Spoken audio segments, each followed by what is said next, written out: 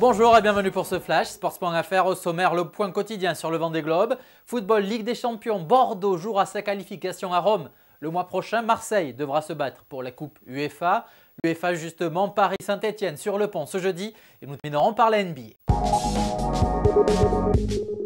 Sébastien Josse revient fort. Le skipper de BT ne compte plus que 9000 de retard ce jeudi matin sur Loïc Perron.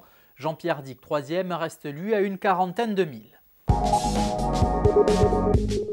Bordeaux encore en course. Grâce à l'égalisation de Diarra à la 83e minute, les Girondins peuvent encore se qualifier pour les 8e de finale de la Ligue des Champions. Le marché est simple. Bordeaux devra gagner à la Roma dans 15 jours. Après le nul contre Chelsea, Laurent Blanc s'est dit fier de ses troupes. Il l'a dit à notre envoyé spécial Laurent Duic. Tout le monde pensait que ça se jouerait entre Rome et Chelsea, mais nous sommes 3e. Maintenant, il nous faut gagner à Rome pour nous qualifier. On a cette ambition car sur 90 minutes, tout est possible. Analysez le coach girondin. Au pire, Bordeaux jouera la Coupe UEFA au printemps prochain. Une interview à lire sur sports.fr. Marseille, de son côté, devra se battre pour se qualifier en Coupe UEFA. L'OM est tombé 1-0 à Liverpool mercredi soir malgré une belle prestation et un Ben Arfa de gala. Pour Eric Gerets, l'OM aurait mérité un meilleur résultat. Pour la première fois depuis longtemps, on a vu un bloc. Mais ce résultat est la différence entre la top classe dont Liverpool fait partie et nous.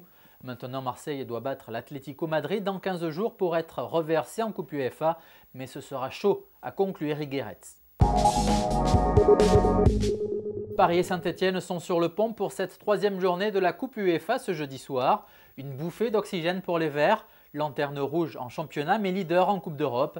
Il suffit d'un point à Saint-Etienne pour se qualifier pour le prochain tour. Un déplacement pas simple à gérer donc chez le leader du championnat belge, le FC Bruges, quand on sait que les Verts se déplacent à Nancy dimanche. De son côté, Paul Le Guen va effectuer quelques rotations pour recevoir Santander. Ce sera le même groupe de 10 joueurs que face à Lyon, mais avec une configuration un peu différente, expliquait l'entraîneur parisien. Le PSG doit aussi préparer un match capital face à Rennes dimanche. On termine par la NBA, morale en hausse pour les Spurs. 3e victoire consécutive pour San Antonio la nuit dernière. Les Spurs ont dominé les Bulls 98-88. 6e succès de rang pour les champions. Victoire 119-111 pour les Celtics Boston face aux Golden State Warriors. Enfin, excellente prestation de Nicolas Batum.